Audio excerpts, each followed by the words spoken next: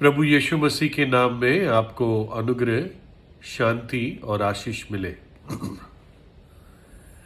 एक सोसाइटी थी और वो अफ्रीका के आदिवासियों के बीच में, ट्राइबल लोगों के बीच में कार्य करते थे।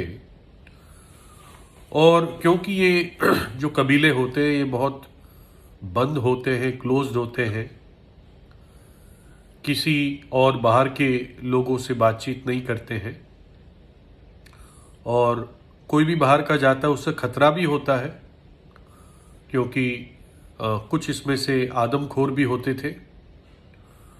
तो फिर भी ये सोसाइटी अपना एक कार्यकर्ता उनसे बातचीत शुरू करने के लिए भेजना चाहती थी। तो वो समय था जब अफ्रीका के उन इलाकों में बार्टर सिस्टम चलता था, विशेषकर अंदर के इलाकों में रुपया और पैसा नहीं चलता था। तो बार्टर सिस्टम में आप कोई सामान दे सकते हैं और रिटर्न में आपको वो कोई सामान देता है। मानो आपको गेहूं चाहिए और आपके पास चावल है, तो आपने चावल दे दिया और वो आपको उसी कीमत का या उसकी बराबरी का गेहूं दे देता है। तो इन्होंने उसी बार्टर करने के लिए कुछ ट्रिंकेट्स भेजे।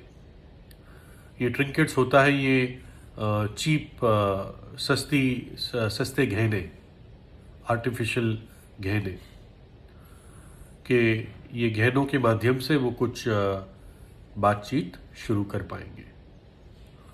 तो इन्हीं ट्रिंकेट्स में कुछ हैंड ग्लासेस थे जो स्त्रियां छोटा शीशा रखती है अपने पर्स में आजकल के दिन में, तो वैसा कुछ छोटे ग्लासेस भी उस पूरे पैकेज में थे।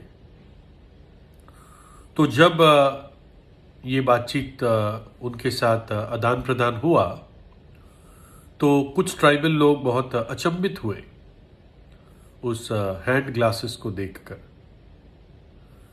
और उन्होंने ऐसी चीज कभी पहले देखी नहीं थी।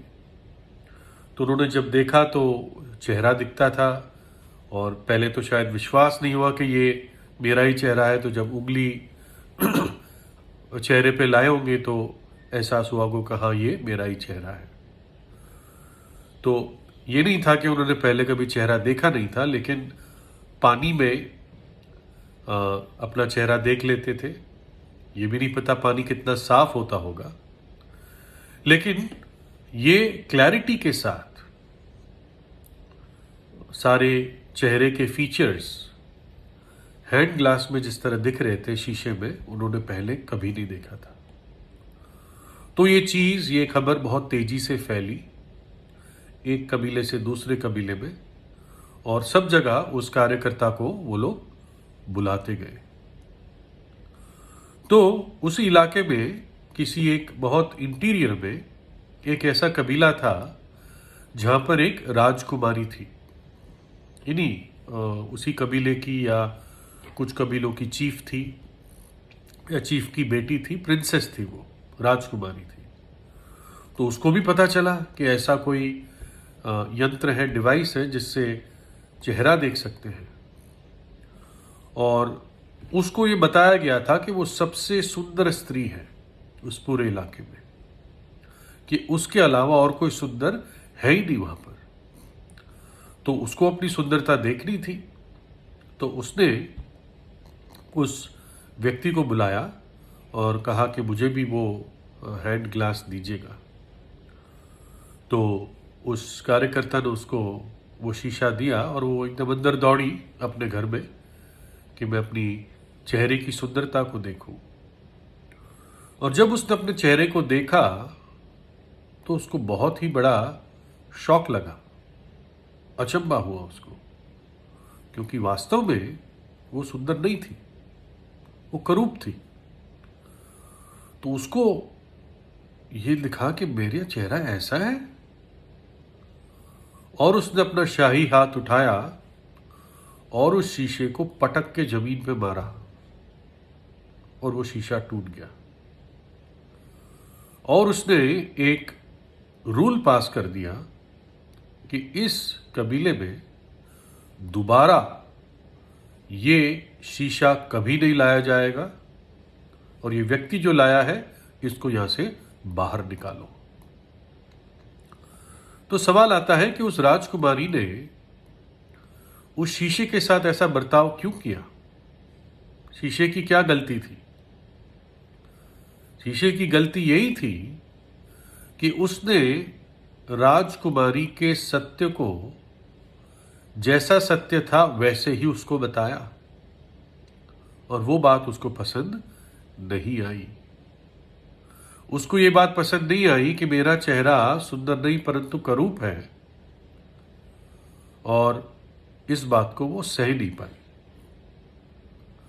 परमेश्वर का वचन बाइबल ये भी एक शीशे की तरह है।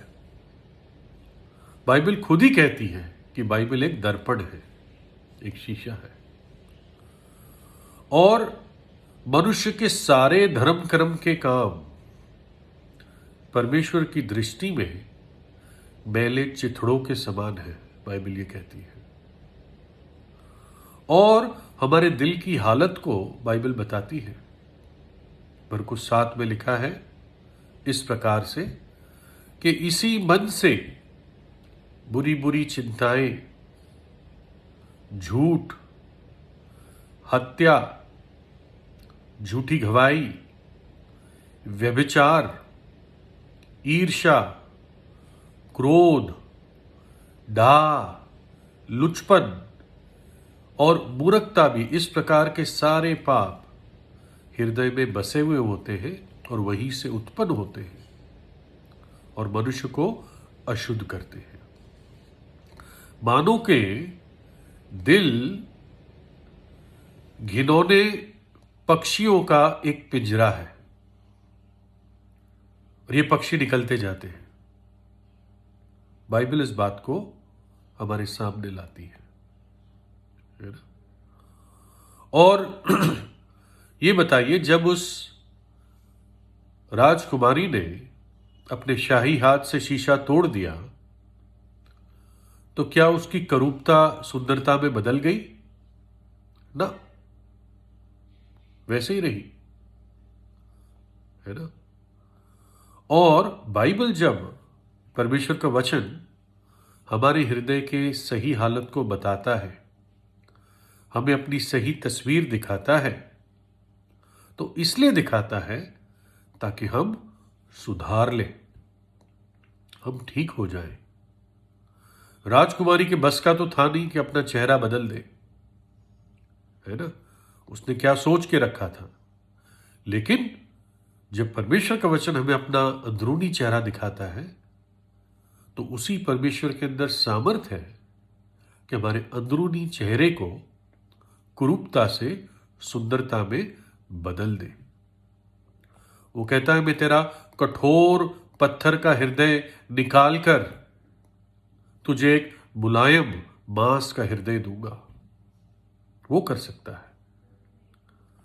लिखा है, क्योंकि जो कोई वचन का सुनने वाला हो और उस पर चलने वाला ना हो तो वह उस मनुष्य के समान है जो अपना स्वाभाविक मुंह दर्पण में देखता है। यानी वो परमेश्वर के वचन को पढ़ता है, परमेश्वर की इच्छा को जानता है और तब भी अपने आप को सुधारता नहीं है। वो ऐसा व्यक्ति है जो शीशे में अपने चेहरे को देखता है और उसके बारे में कुछ नहीं करता। उसके बाल ठीक नहीं है तो बाल ठीक नहीं करता। कोई दाग लगा हुआ है, मानो किसी मैल का दाग, उसको साफ नहीं करता, ऐसे ही चला जाता है। तो ये वो व्यक्ति है जो परमेश्वर के वचन और उसकी इच्छा को जानता है और उसको नजरअंदाज करता है, इग्नोर करता है। दावीद कहता है, और उन्हीं से यानी तेरे वचन से तेरा दास चिताया जाता है। उनके पालन करने से बड़ा ही प्रतिफल, रिवॉर्ड मिलता है। अपनी भूल चूक को कौन समझ सकता है?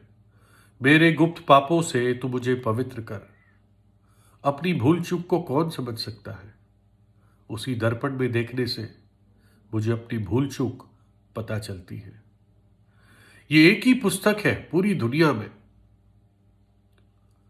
जो लोग एक बार पढ़ते हैं, उसको फिर पढ़ते हैं, उसको फिर पढ़ते हैं, और आपको सच बताऊं, जीवन भर पढ़ते रहते हैं, और कभी पुरानी नहीं होती। आप कोई नॉवल उठा लो, पढ़ लो, एक हफ्ते में पढ़ लोगे। कुछ लोग तो एक फ्लाइट में ही पढ़ लेते हैं, लेकिन दोबारा नहीं पढ़ोगे आप उसको नॉर्मली, जनरली। चलो 2 बार पढ़ लोगे, 3 बार पढ़ लोगे, लेकिन परमेश्वर का वचन बाइबल एक ऐसी पुस्तक है जो लाखों लाखों लाखों लोग पीढ़ी से पीढ़ी जीवन भर पढ़ते ही रहे। ये शहद से भी ज्यादा मीठी पुस्तक है ना। जब दिल में बस जाती है तो इसको छोड़ने की कभी इच्छा नहीं होती। इतने आशीष परमेश्वर के वचन बाइबल में है। ना केवल ये हमारे अंदरूनी करूप स्वभाव को, चेहरे को दिखाती है, परंतु उसका हल भी देती है। जो अंधकार और पाप हमारे दिल में दिखते हैं, उनको हटाने का हल भी देती है। जैसे शीशा उस कबीले में पहुंचा, वैसे ही इस जगत में जो अंधकार में है, ज्योति आई। लिखा है, और दंड की आज्ञा का कारण यह है कि ज्योति जगत में आई है, और मनुष्य ने अंधकार को ज्योति से अधिक प्रिय जाना, क्योंकि उनके काम बुरे थे। क्योंकि जो कोई बुराई करता है, वो ज्योति से बैर रखता है और ज्योति के निकट नहीं आता, ऐसा ना हो कि उसके कामों पर दोष लगाया जाए। परंतु जो सच्चाई पर चलता है, वो ज्योति के निकट आता है, ताकि उसके काम प्रकट हो कि वे परमेश्वर की ओर से किए गए हैं। बाइबल कहती है, दंड इस बात के कारण है इस संसार पर कि ज्योति प्रभु यीशु मसीह इस जगत में आया, लेकिन लोगों ने उसको रिजेक्ट किया, उसकी ज्योति में आने से इनकार किया, कहीं उनके बुरे काम प्रकट ना हो जाए। क्योंकि ज्योति ही, रोशनी ही अंधेरी बातों को प्रकट करता है। वो अपने बुरे काम छोड़ना नहीं चाहते थे, अपने घिनौने पाप छोड़ना नहीं चाहते थे, इसलिए वो ज्योति में नहीं आए। और जो ज्योति में आए, उन्होंने मान लिया, हाँ हमारे ये काम थे, मैंने पाप किया है, मैंने पाप किया था, है ना, ये मेरा जीवन था। और प्रभु यीशु के लहू ने उन सब पापों को धो दिया। जब सच्चाई से एक व्यक्ति उस ज्योति में आता है ना, एक नया मन देता है। और प्रभु यीशु आज भी जीवित है, वो मृतकों में से तीसरे दिन जी उठा, आज जीवित है, और वो मेरे और आपके अंदर के कुरूप स्वभाव को सुंदर बनाने के योग्य है और काबिल है। विश्वास से, सच्चे मन से प्रभु यीशु के पास आए। आपसे प्रेम करता है, इसलिए कलवरी के क्रूस पर अपना महान बलिदान दिया। प्रभु यीशु आपको आशीष दे। Shine Jesus shine.